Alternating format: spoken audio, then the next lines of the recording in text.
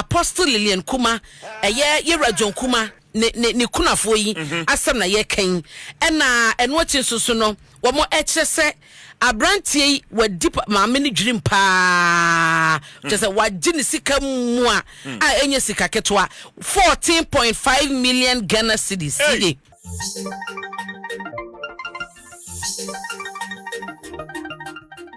Evangelist Mama Parts now sorry heavyweight champion ministry sanyame apata yoko edenisa ebeto so na say afi we de enye afekora edema na Agradaa ni kunu Mr. Esiama esan enye ma bi a ekoso a yoko for awemu say say de bi sorry na odo mo sa eto so aha give us online media pa imukaju media no ni sorry me so subscribe no press the bell notification icon no so am na busuako no akoso ada ayekese kono ko give us say Mr. na council stebe na no me say edronate me be immune system obi abetimi afedwe we bi no timi fa bi abofra we din fedo we no oba apefo ana oba oma abofra no fo endi che bi enkra ye nyan ni say nyame ampata pa na say eye heavyweight champion ministry eye yoko e de omonsa ebeto so esan say omo ni say asori ho no enye eniema a was say asori eye ana ekoso wo ho we eye after say Esiama ekopie ma high court ho e baaye no e ho ana ebenya nte ye say oh such as say asam no kra no yoko fon so eye asomma anhwa na Agradaa ni ministry eye heavyweight champion church no yoko for edit ye monsa ebeto so asafo from so nenkra ya san enya no so no say eye na Agradaa ni baby daddy a one ne wo Rihanna ni baby daddy one ne wo Rihanna no ono so akobu eye John Kuma MP wonya ne baby koyi one ne Lillian Kuma ya osofo pompa na sorry that oh we just dance hono it is just omo akobu omo afaso no sika na omo akobu omo afaso no eye 14.5 million Ghana na sika no emu edo akasa ne mu nchiremu no yenkotie na yemba no won na Agradaa abeka ya na ye mami na waware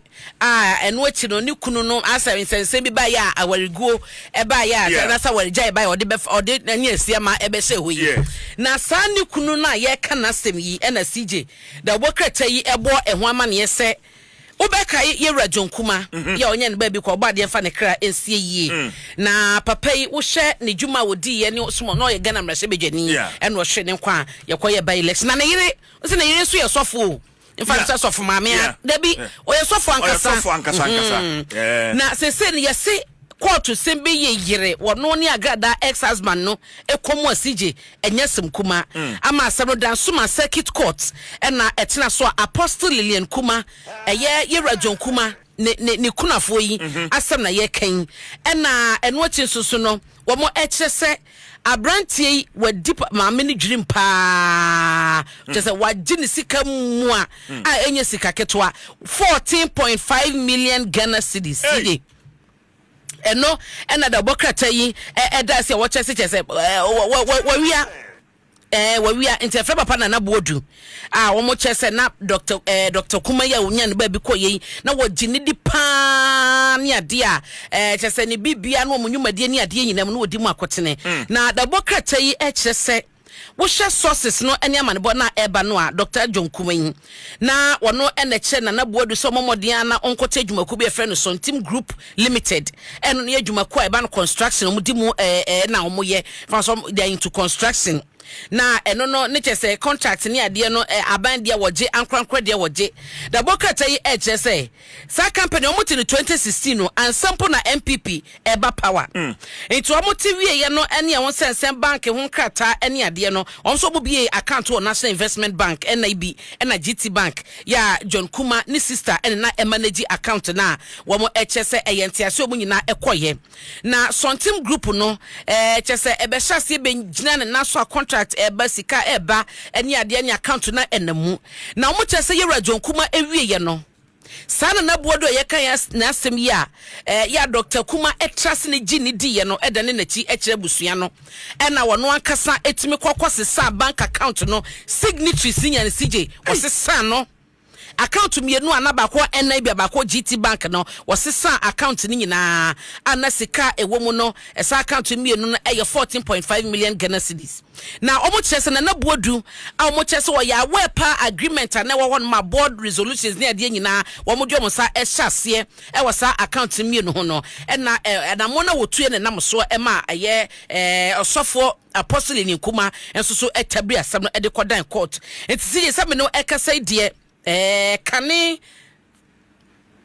na Agradaa ni kunu ne ex-husband na woni na jai no ne ho asebe e feda na Boadu no se de etie eno no iti no na chese court no guso a eti asem no so a wo mo eka emu amane nyina na chese afi we die 2025 bi afi bi esan a na seka aye esan e de ama na Agradaa ele ne ko Mr. Esiama esas afi we esan wo mo ankasa emu update bi e ba beto dwa bi a me de mu amane bo no e ba be down wo yesa bo hwe ebra yenya ne ntie se yokofo nyame apatom do monsa to eye heavyweight champion ministry no so na chese enene Esiama obi se na age wo pe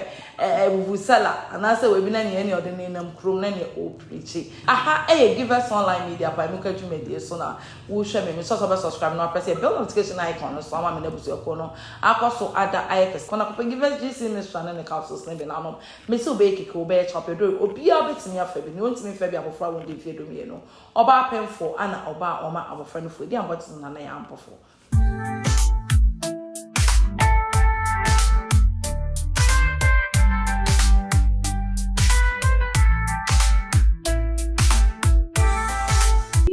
DC mixer, and then a capsule.